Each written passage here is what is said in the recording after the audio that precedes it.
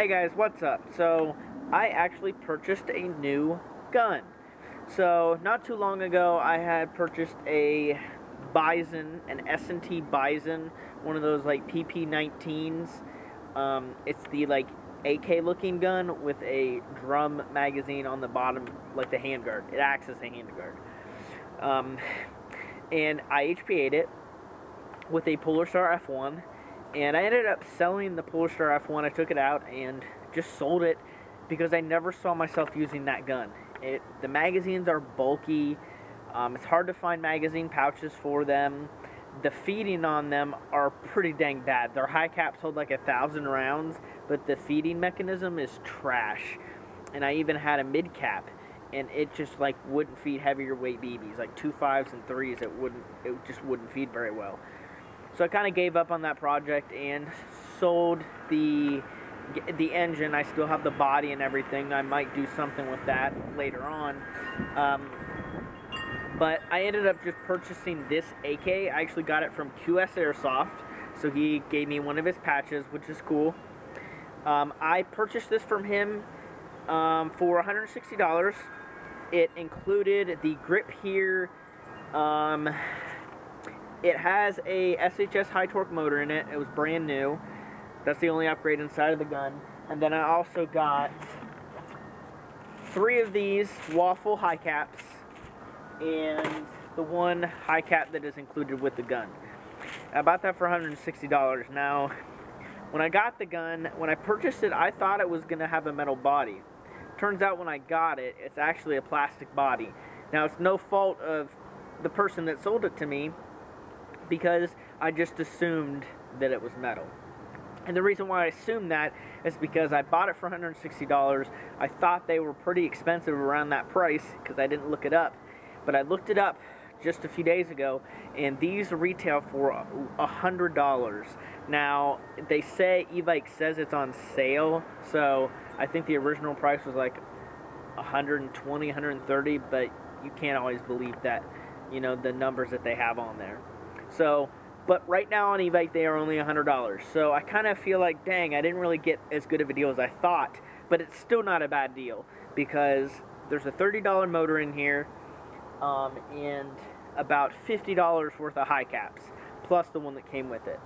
But the 3 waffle mags retail, or even used price of the used ones, is around $50 for 3. So in the end, it saved me money because I would have just went out and bought high caps if I had bought the gun brand new. The plans with this is actually very similar to the Bison.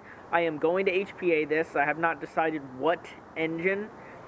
I am leaning towards a Polar Star F2 or a Polar Star Fusion engine.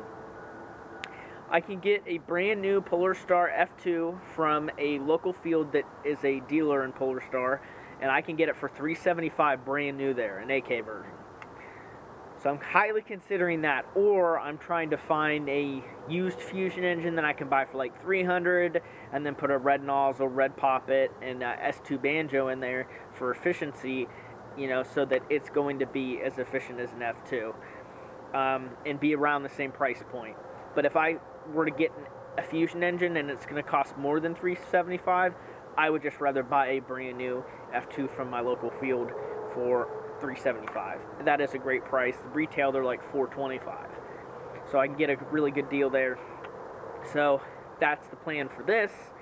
The goal for it isn't going to be anything crazy. It's just going to be like a higher feet per second, lower rate of fire gun.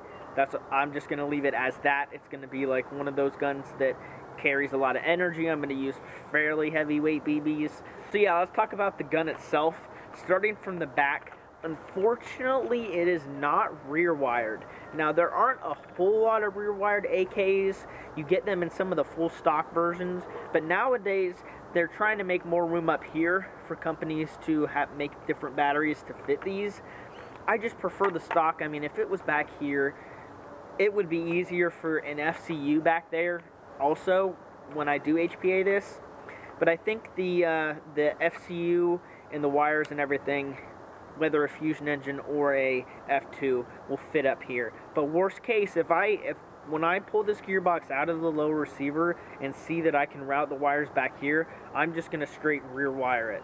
And then this top cover will have nothing. But the stock that's on here is like a PTW style. It's pretty cool. It's got big ports in here so you can put big batteries, but again, it's not rewired. I think this came stock too. There is a metal buffer tube, a plastic pistol grip, which is like similar to the 249 light machine gun. It's very similar, it feels like. I haven't picked up too many LMGs, but it feels very similar, and I like it. It's nice and smooth, and it's uniform on both sides. It does have a plastic lower. It's not quite, I think it's ABS plastic, but it's got this like finish on it that's more of a matte black finish, so it looks fairly metal, but it's not. The top cover is metal. The charging handle assembly on this is what makes this gun really cool, because it's like the Magpul type Beta project AK, where it's ambidextrous, so you can cock it from both sides. In the airsoft world, this makes no performance difference at all. It's totally cosmetic, but I love it. I really, really do. That's one of the things that I like about this gun a lot. It's like a ACR style charging handle. And then on the side, it's got safe semi-full auto. Selector switch is pretty tight, clicks into place pretty good. I don't see any issues with that. The top cover here is fairly tight too. There's not much wobble, and it pulls apart beautifully. It's where you're going to put your battery, Tamiya connector, and then there's also a fuse right here that's kind of big. Onto the front here, the front sight here, I believe this is one of the metal pieces on this gun. Yeah, it is. It's the barrel block, and that is very important to be metal. It really is, because that is like the key component right there. That's what holds the two systems together, the handguard rail in this case, and the receiver. So that is metal, and the outer barrel is metal, the whole outer barrel, and it's threaded on the front. So that is nice. That's the way it attaches what needs to be metal is, and then the whole rail system's plastic. It is it's not modular, so it's just quad rail, so there's rails all over the place, but it's plastic. It's not going to cut you, and you can also put rail covers on here, which I'm considering putting some ladder rail covers all over this bad boy. Again, it was included with this grip. It's not a Tango Down legit one, because they have QD mounts. This is just a cheap Chinese one, but it suits me. I don't think I'm going to change anything else on this gun. I'm considering maybe drilling holes here and mounting a rail, and then just doing a T1, but I think I'm just going to leave it like this. The front sight assembly is metal as well, and then the flash hider I put on here is a Magpul Battle Comp. I took this off of an old gun that I had that I don't ever use. It's a gas blowback. I just will never use it. Took it off of there, and it looks nice on this gun. Really does, and this is going to make it sound pretty cool, I know. So as far as battery space, it's actually pretty limited. AKs nowadays have kind of changed a little bit, unless you get some of the cheaper like JG and CYMA plastic ones, like $100. They're still kind of the old-fashioned. But with this, you can fit a battery up into here. This space here is hollow, so you can fit a battery up into there. Now, sometimes you can fit a square LiPo up inside of here, but with this AK, I think it's because of this charging handle, you cannot fit one of these square ones. Now, no problem, because Titan Battery Company, or whatever they're called, they actually make round LiPos, or they might be a different type of battery, not a LiPo. I cannot remember. They might be like one of those lithium, I don't know. I can't remember. Or you can get Matrix, actually sells stick LiPos, which this gun did include. QS Airsoft did give me a battery for this gun, but the wire just straight up popped off. I literally didn't do anything, it popped off. So that needs resoldered, but I charged the battery up and it seems to work fine, and it's round. So that would fit up there. So if you have this AK or are looking to get one, use an 11.1 LiPo for sure, and get a round one. If you get a round one, you can fit like an 1800 in here, no problem. And I would get a couple of those. So there's that. So unfortunately, I'm going to just shoot the gun with the top cover off for this. I know it's going to be kind of cringy, but you guys will see footage of this gun later. I might play with it stock a few times before I HPA it, but I'll probably just go, I always say that, and a couple weeks later, it's already done and finished and HPA'd. So I am using a Turnigy 11.1 25 to 50C, so it's pretty high discharge. Now, I did mention earlier how there is an SHS motor in here. That is the only upgrade. This gun is technically like made by CYMA, but it's sold through Avengers. So, and again, they're like $99, $100 for this gun. Now, I want to talk to you guys about this real quick. This gun is one of the most solid AKs that I have held in a long time, and it is completely plastic. I'd say 80% of this thing's plastic, but it is, the fit and finish of it is so good. It's so solid. I highly recommend this gun. You can use this as a cheap base gun. You buy it, grab two 11.1s, toss it in here, get a few high caps or mid caps if you prefer, and just go and play and have a lot of fun, and then you can HPA it, and you don't have a whole lot of money invested into the gun, so you can save that money and HPA it down the road, or upgrade it as an AG. You can do anything. You can, just like the SHS motors in here, you can upgrade your motor right out of the box if you want, or just use it stock until something breaks. I would highly recommend people grabbing a 11.1 with the stock gun. You don't even have to replace the motor like this one has. You can use the stock motor and just play with it until it breaks. When it breaks, you can just not worry about, you know, sending it to get fixed or whatever, and just HPA it, or I guess you could send it to, like, get it upgraded as an AEG if you'd like. But at that point, you don't have much. Bleh. What's nice about it being so freaking cheap is that you can go and get this gun and save your money to HPA it or upgrade it as an AEG down the road. So you grab 11-1 lipos, you run it stock. You don't got to upgrade the motor like this one has. You can run it stock and just shoot it until it breaks. When it breaks, you could spend $300, $400, $500 on a complete HPA setup, depending if you buy used and what engine. That's why there's that price range. But you can do that and just get it shooting really good with HPA, or you could put $100, $200 worth of AEG upgrades and get it shooting really good as well. So I'm going to shoot it here. Trigger response is actually pretty good. It is pre-cocking for sure. Full auto. It's only about 20 rounds a second. It's not fast. When I first shot, I was kind of surprised. But then I was like, oh, these stock guns, these cheap Chinese guns come with these cheap, like, high torque gears. They're true 18-1s, just no speed whatsoever. Alright, so we got this thing loaded up with .2s. Let's chrono it. 378, 381, 382, 379, 378, 379, 379, 380. So very consistent on feet per second. It is shooting 1.35 joules with .2s, which is pretty good there. Let's go ahead and get a rate of fire reading off of this. This is pretty much a fully charged 11.1. 20, exactly. 20 rounds a second, so I had predicted 21. And the FPS on that was 373, which is 1.3 exactly. So that's pretty good with .2s.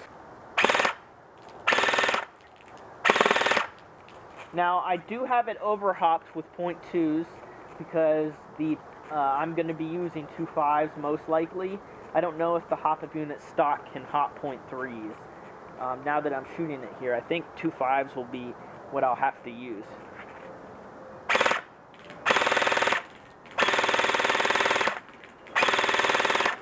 Yeah, this thing's putting them down pretty good. 20 rounds a second exactly is not bad. It's kind of slow for upgrading the motor though, but these SHS are high torques. They have high speeds that are like 40K. So this one's more along the lines of a 30K, so it's not meant for speed. Now it is pulling a pretty heavy spring. I mean, we're getting 380 readings out of it, so it's probably a 120 with meh seal. With perfect seal, it'd probably be getting 400.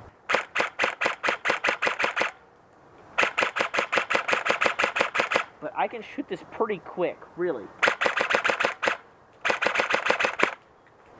You can definitely easy double and triple tap people all day with this.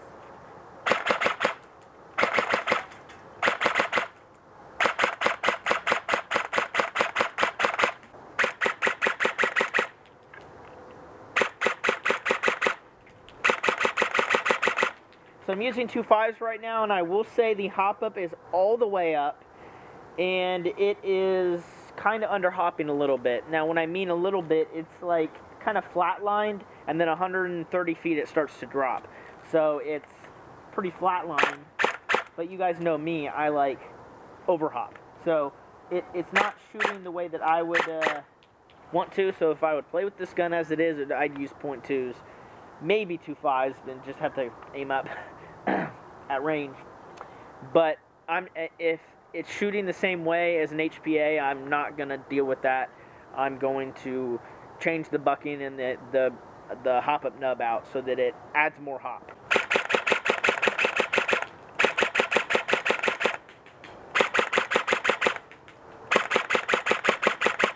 But for stock, if you are to purchase this gun stock, 2.2s or 2.5s, do not exceed that out of the box. Alright, so let's do some full auto with 2.5s.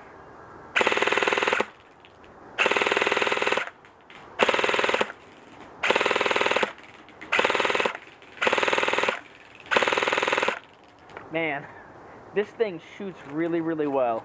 Alright, we'll go back to .2s really quick and see how it shoots with them.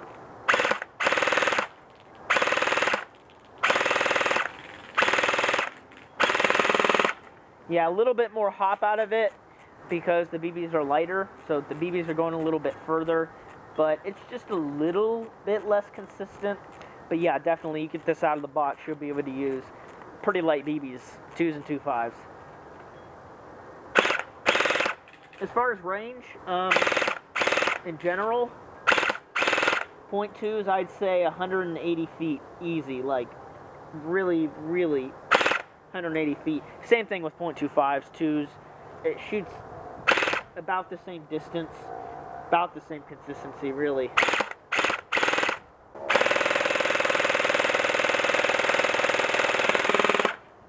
Well, it made it. What was that? Probably 100 rounds that I shot right there. Yeah, definitely love this gun. Highly recommend it to anyone that is interested in AKs that is on a budget. You know, slap. Get some Matrix 11.1 round, the round ones, get 2 of those, or get 2 of the Titan Power batteries. Pretty happy with it overall, but definitely not going to keep it as is. You guys know me, I don't keep stuff stock. I just can't anymore. I've been playing the sport for like 12 years, people. Like, I'm not going to be using stock guns, even if, when I first started, there was like hardly anything as far as airsoft. There weren't many brands and, you know, type of guns out. And now there's SHOT Show. Companies are coming out with guns every year, almost every airsoft company, and it is crazy how people have kept up with this industry. There's been so much production, so many new innovations, and it's really, really cool to see. This is nothing crazy different, but it is extremely budget. And whoever came up with this design and you know, doing metal parts where it needs to be, like here in the barrel, and threading it instead of being cheap and using like a plastic barrel that you can't even thread anything onto, this is a mid-tier gun for a low-tier price, quite honestly. So if you have any questions or anything, let me know. And I will see you on the next video, guys.